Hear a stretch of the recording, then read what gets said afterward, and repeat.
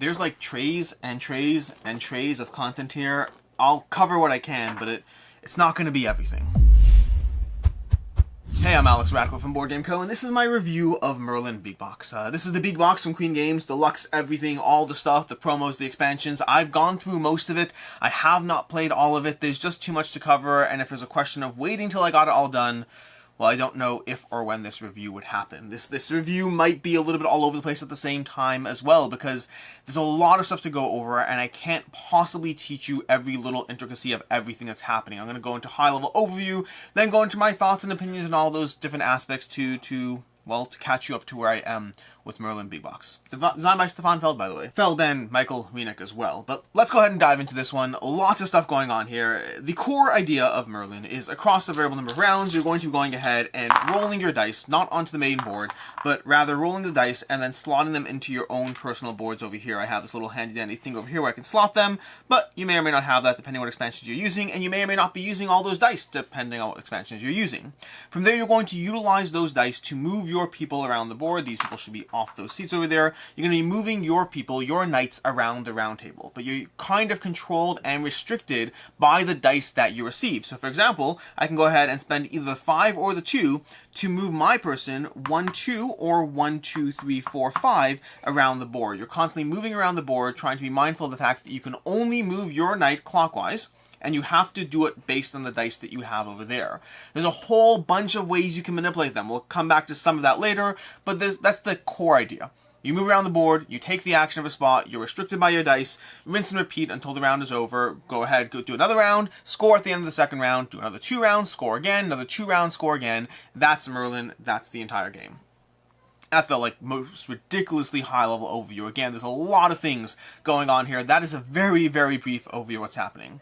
Additional things to be mindful of is you're going to have Merlin over here. Merlin is also moving. He moves from your white dice, but everyone can control Merlin. So if I'm not comfortable with moving Merlin one clockwise or counterclockwise, you can go either way, I might wait until you move Merlin, and then I'll move Merlin at the same time, or after you. Also, I might use one of my staffs. I have 3 staffs. I can use that to double the benefit of the spot that I go to. This can be a lot of fun. Using Merlin to move around the board and having a little bit more freedom and manipulation, both because you might be moving Merlin before or after, as well as the fact that I can double up the bonus. Lots of fun. We also have Arthur. That's going to be the black die over here. Arthur's moving around his own little inner circle, again, counterclockwise or clockwise, and again taking actions, and again he is a shared pawn that all players can take advantage of. Past that, the various spots on the board all have icons that tell you what they're doing, and it's a lot of information to take in, so let's focus first on the various courtyards around the edges. Each of these colored spots over here is going to be showing you specific courtyards you can utilize, and going to those courtyards all follows the same pattern. When you move your knight to a courtyard, you can go ahead and put one of your advisors into said courtyard, potentially booting out another advisor if someone else already has that advisor there. So I might go ahead and put this person over here, and that person will allow me to take one of these cubes. These are very helpful. Let's put down there. Alternatively, as I keep going around the board, maybe I go over here, and I put this person over here, who this person can go ahead and let me put one of my tokens over here, one of these, into the courtyard over here. I now have influence in that region, which can be very helpful for a lot of these other things, not so helpful on its own. It's setting myself up for later actions and later benefits. Additionally, I may put my flag person down. That allows me to get the flag over here, which has a whole bunch of options on them. A lot of them come down to die manipulation, treating dice as if they are other colors, flipping a die to the reverse side, adding plus or minus 1 to a die. A whole bunch of actions come from these flags. You can utilize them to go ahead and convert and manipulate your dice to get what you want, but you can also use them to cash in on these mission cards, which are a core part of how you're scoring points in Merlin. Ultimately, the goal of the game is to have as many points as possible as you circle around this outer track over here, and the mission cards are going to be one of the primary ways you get points. The last advisor allows you to get a shield over here. The shield is very helpful because the shield allows you to defend against these traitors up on your wall. Every 2 rounds, you're going to have 3 new traitors approaching you, 3 at the beginning of the game, and then 3 at the end of every 2 rounds after that, and you need those shields to go ahead and defend and repel against the traitors, and if you don't, you lose 3 points per traitor. So again, a lot of things happening over here. That on its own does not provide that compelling a puzzle, but there's other things going on at the same time. To begin with, there are those mission cards like I talked about. These mission cards which reward you for having specific things. We have this mission over here which will give you 2 points for having those 2 shields on your wall. This mission over here will reward me for having that flag, influence in the blue courtyard, and then a gray shield. And it'll give me 3 points of influence. Again, these are all giving you various things. You can cash them in at the end of each round or during each round, and you can go ahead and keep drawing more and more of these, continuing to get more and more points as you set your board up to accomplish all these slowly interweaving mechanisms and then to get these missions at the same time. If you're playing with this module over here, which I highly recommend playing, this is part of the core game, but it's a module within the core game, then you can also go ahead and use these mission cards to, instead of getting the points, you can get various rewards on these cards at the same time. You'll only be able to do that a few times, but those rewards can be very impactful, both ongoing continuous benefits, such as scoring more points for certain type of cards, as well as once per age benefits as well on the bottom track, which are very strong, very impactful, but the earlier you get them, the more you can take advantage of them. So that's a constant trade-off of decision as well. What do you go for? Do you go for the mission cards? Do you go for the points down here? Do you go for various abilities? What are you trying to do in terms of making this all work together? Additionally, we have this area over here. You're going to be cashing in these over here. Whenever you land on a building spot around the edges over here, you'll be cashing these in, these materials you gathered from specific regions, in order to trace a line from the orange cube shown here, tracing a line in either direction from that orange cube, and then placing down one of your buildings down in a spot, taking the benefit of said spot. Again, base game and expansion stuff kind of mixed together here. The base game is going to have some towers and then a whole lot of empty land. And as you add in expansions, you get all of these chock full of various abilities so that everywhere you go has both a point scoring benefit, since these will score at the end of each age, which is 3 times per game, but they will also give you a whole bunch of in-game benefits at the same time, so that's yet another thing. This tower over here will reward me by letting me take a flag, material, or shield from any region. I'll go ahead and grab, I'll go ahead and grab a purple shield with the hope of slowly going for that mission card over there. You actually have mission cards to your hand, so you're not going from a public tableau. That's how you refill, whatever. But that's the core aspect of all these things happening here. All these various icons over here around the edge of the track are giving you different things. They're giving you apples, which lets you turn a die to any color. They're going to give you points for having various numbers of things, having a number of flags, having a number of influence, having numbers of shields. They're going to let you convert resources to other resources. They're going to continuously allow you to get into all these areas over here. There's going to be scoring regions within the influence you have at the end of every round. Many of these spots let you take things from where you have an influence. So for example, if I land here, I can go ahead and take a shield from any location in which I have an influence, which can be very helpful because as you slowly spread your influence around the board, it opens up more and more freedom to land in a variety of different spots, taking things. So again, remember when I said you put this down here for setting yourself up for later? That's setting yourself up so you can gather all these other benefits based on landing on the influence spots. The inner track has a bunch of rewards on it as well, from taking any resource, shield, or cube or whatnot, influence. Various icons over here, these over here give you a bunch of benefits. I'm not going to heavily go into everything here. It allows you to move Merlin, and it allows you to defeat the picks, which I do not have set up over here, but the Arthur expansion, one of the things it introduces is a whole bunch of pick invasions that give you a ton of other things to be mindful of as you defeat picks, as you go for an end of round scoring for those as well, but also getting in-game benefits at the same time. And that's basically Merlin. You go ahead, you roll your dice, you use your dice to move the various things around the board, either clockwise or counterclockwise in the case of Merlin and Arthur, just clockwise in the case of your own knights. Every space you land on gives you some sort of benefit. It's all about how you manage those benefits when you trade in various flags, when you keep flags for various missions, when you cash them in so you can manipulate your dice to get that perfect action, which expansions, the expansions you add will all add a ton of other things to be mindful of. At the end of every age, which is every 2 rounds, you're going to have a scoring mechanism where you score for a bunch of things from the traders, from the environs over here, from the influence you have in different regions. Rinse and repeat across 6 rounds, and then keep introducing new and new elements from the variety of expansions that there are, and there are a whole bunch of expansion options over here. We haven't really heavily gone into all this stuff, but there's 4 trays full of these things over here. 4 full trays that look like this, basically, that give tons of stuff on them. Over here we have the picks, we have some extra staffs, which are relevant to these environs over here. We have these various cards, these starting bonus cards over here, if I can get these out. These are a bunch of starting bonuses you can draft throughout the course of the games, A's and B's, that at the beginning of the game, you'll draft those, and those will give you ongoing benefits or bonuses or one-time use benefits that all the knights can have. And there's a whole bunch of others. The Morgana expansion, which I have not played with. A ton of content for this game, an absolute ton of content wherever that sheet is showing you all the various stuff. Once again, roll dice, use those dice to your advantage. Try to take advantage of the fact that you're being dealt a hand of things that you have to try to figure out the pathway forward by making the most advantage out of those elements. It's not always easy. The pathway forward is not always clear, but you're going to be doing that for 6 rounds, scoring up your points, and determining a winner in Merlin. There's so much going on here. It's very hard to review this game comprehensively with all the expansion stuff going on. So high level and bunch of things mixed in. As far as ease of play, Merlin is actually a fairly easy game to teach the core sequencing. The core sequencing of the game is a fairly easy game to teach. I've never had a problem getting people up and running with, hey, you roll your dice, you use the dice to move people around the board, ta-da, rinse and repeat across 6 rounds. That's really all there is, with a scoring round every 2 rounds. The problem is, the iconography in this game, the amount of icons you have is overwhelming at first. It gets easier as you play. Once you have a game or 2 under your belt, it gets easier and easier and easier, even half a game, arguably. But the sheer amount of iconography you have going on in this game, especially the more modules you play with, and the more and this and that, and none of it is difficult. None of it is too hard. None of it on its own in any way, shape, or form is something that's hard to understand.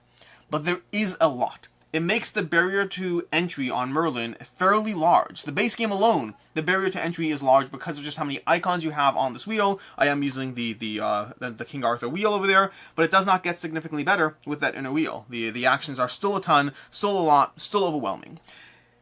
And the more modules you add, and I think you should add modules, because I think the modules, for the most part, continuously add more and more to the experience, improving it as you add stuff. Everything I've added, I've enjoyed so far. But it adds more to that rules comprehension. It adds more to that barrier to entry. Merlin is a game that the core concept, the core idea of how to play is very, very easy, but this is something that I will caution you is a lot to get people up and running. It can easily run into the 45-minute range as you start adding more and more expansions just to teach the game. Forget playing it, just to teach the game, because you have to go over everything. You can't just say, here's the core gameplay loop, you'll figure out all the icons. You kind of have to teach everything. You have to say, this icon's that, we add these expansions over here, these flags all do these different things, hey, we're now playing with the picks over here, the picks all have these on them. Every single thing needs to be explained, which makes it a fairly hard game to get up and running, even though it's a fairly easy game to understand. Table space can get fairly large as well. We have the core board over here, we have the environs over here, we have 2 boards. I'm kind of hiding the picks board under here because it won't all fit on camera. And then every player has their own separate board over here. It can get large, not overwhelmingly large, but it can get large.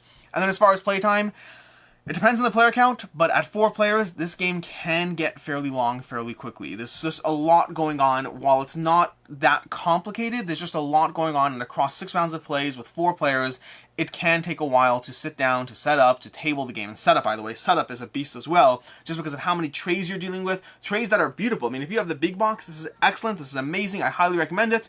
But there's still a lot of trays. It doesn't matter how well everything is stored. It doesn't matter how beautifully everything is stored. The sheer amount of components you're dealing with, the more stuff you add, the better the game gets, but the harder it is to teach, to table, and to play.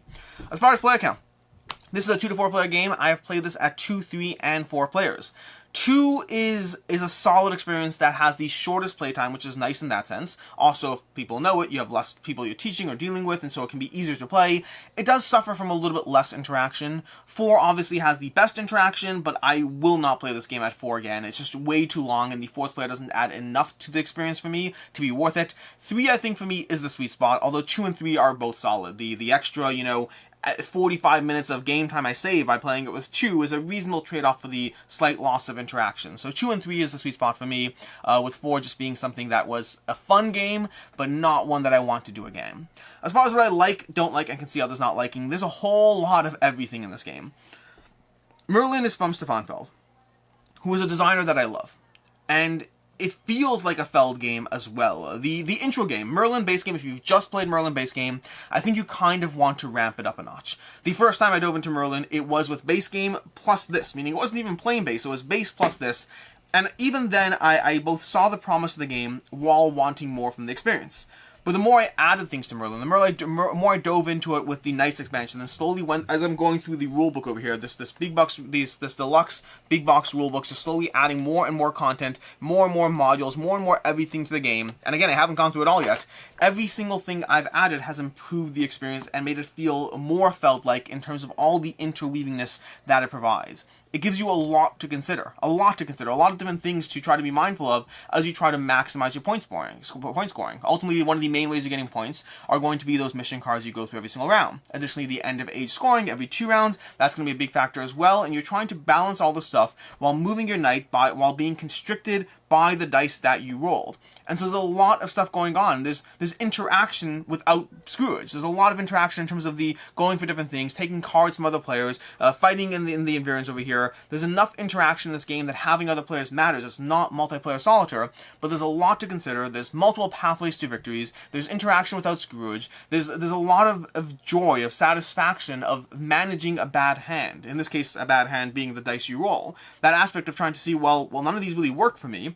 But if I get that flag and I use it for this, then suddenly I've offset my person. Now suddenly the 2 and 5 are significantly better than they were before. Also, I'm going to wait till you move Merlin. Then I'll move Merlin. I'll cash in one of my staffs. I'll get double the benefit, which can be huge because it's the first round of the game. And getting that second benefit over there can be really impactful. There's a lot of different things going on here and a lot of different things to consider. And every expansion and module adds to that cognitive load. It adds to that degree of things you have to be mindful of things you're trying to consider as you put down influence, as you grab flags, as you grab shills, as you watch the traders, as you use your staffs, as you manipulate the dice, as you cash in missions, as you earn abilities from missions instead of cashing them in, as you put down people on the environs, earning different things from the environs. There's just so much. And it's all fun. It's all rewarding. It's all satisfying.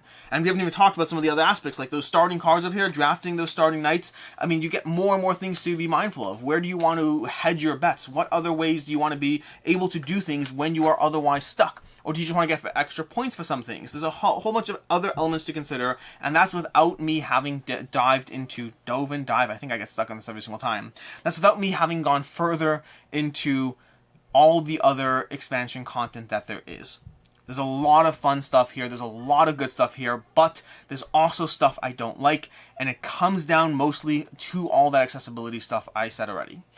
To begin with, before I get into the accessibility stuff, the core game on its own, I don't know if it's worth playing the core game on its own. I guess it depends on who you are. It depends on where you're approaching gaming from, but I don't know if it does actually, because I think the core game on its own is symbol heavy enough that I would not consider this as a gateway experience. Even though the turn flow, the turn structure is, well, gateway friendly, I think the amount of stuff you have to memorize, the amount of stuff you have to know, is not something that would make this a game I recommend for gateway gamers at all. It's just too much. It's too much stuff.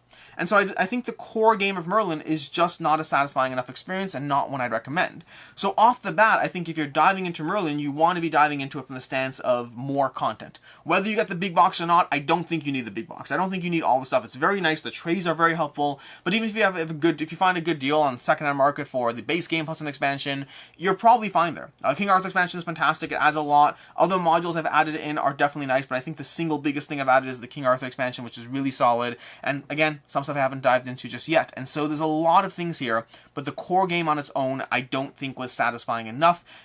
Just not what I recommend. And then once you start adding things, then we start getting into all those stuff I touched upon in ease of play. The setup, the tear down, the teach, the game length. I really like Merlin. I do. It's a satisfying experience. It's one that I really, really enjoy.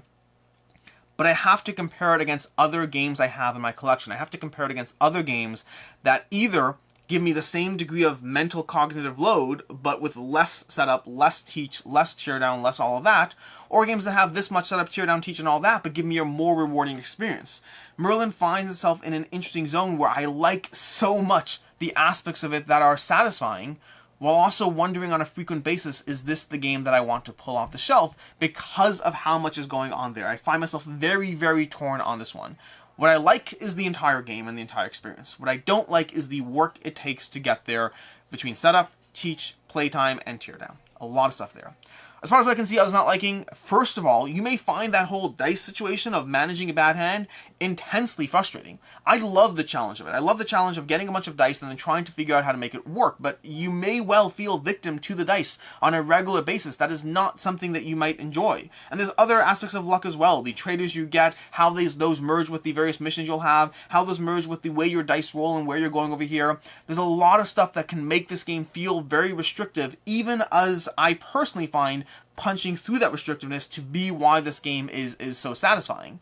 And then, of course, the iconography, all that stuff. While the iconography to me is something I don't like in terms of the barrier to teaching the game, if you find iconography annoying, overwhelming, too much, there's a lot of iconography in this game. It does get fairly standardized as you go through, and it gets easier and easier to approach each new thing the more you play, but everything has iconography. The flags the flags you have, the various symbols you have over here as you unlock rewards, every single spot around the board, everything in this game is chock full of iconography, which if you don't like that, then this is not a game for you at all. As far as final thoughts on Merlin, I really like this game. I really like, I don't know, I like Stefan Feld games in general. Understand that walking in. It's rare to me that I meet a Stefan Feld game that I don't enjoy. It happens, but it is rare. I like the puzzly nature of the way he interweaves things. I like the way everything is point salad. Everything you do is good for you. The question is finding the pattern of the things that are best for you. And Merlin does it well, especially or possibly only as you add expansion content to the experience, as you add more and more, as you add the modules, it gets more and more satisfying. You get more done, you have more freedom, you get more bonuses. There's more ways and elements that you can approach the same basic engine that it provides. But it does so while making it a very hard game to teach to new people. A game I will only play it at, I'll play it at 2, but it's really, primarily I'll only play this at 3. And then once I'm playing this at 3, there are other games, many of which Stefan Feld himself has designed, that I'd rather play because they give me a similar feeling and enjoyment without the degree of work behind it. Which makes my rating of Merlin here an interesting one, and I, again, heavily focus on all the things I said, because I've gone back and forth on this one. Is it a 4 or is it a 3.5? That's, if you look at my rating scale, it's got to be somewhere in between there. I'm giving this one a 4 to 5. I really like Merlin, and the reason I'm sticking it at a 4 compared, and for context, I'm not keeping this game. I really like it. I do. I like it a lot. I think it's an enjoyable experience, and I really recommend it. But I just don't think I will pick it off the shelf compared to other games that do the same thing with less restriction. Again, many by Stefan Feld himself. And so that's the barrier for me. If I'm rating it on its own, it's absolutely a 4. I enjoy it. I can recommend it. I think it's a game worth diving into and experiencing. If I'm rating it in the context of others, well, that's where it suffers. It only suffers because I'm comparing it to others that don't have the barrier to entry that this game has. Speaking of game recommendations, other games and all that, if you like the restrictive nature of being dealt a bad hand and finding a pathway forward, then I highly recommend Kingdom Builder. Kingdom Builder is going to be another Queen Games experience, or Winter Kingdom. Both do a similar thing in the sense that you frequently have your hands tied, and it's about trying to figure out how to get the best score despite having your hands tied. If you just want something that gives you the Merlin or the King Arthur theme, Shadows over Camelot. It's an out-of-print game. It's a hard game to find, but Shadows over Camelot from Days of Wonder is a fantastic trader experience that is significantly easier to teach and play while being very rewarding in a completely different way. And then finally, for me, Vindication. Vindication is a solid game that I really love. One of my favorite games in those genre of being given everything to consider and trying to find the optimal pathway forward. Vindication gives me that similar feeling that Merlin gives me, but with a lot less of the barrier to entry. Until next time, I'm Alex Radcliffe from Board Game Co. I hope you found this review helpful in some way. It's a game that I really like, but I just don't think I'm going to pick it compared to other games. Until next time, have a good one.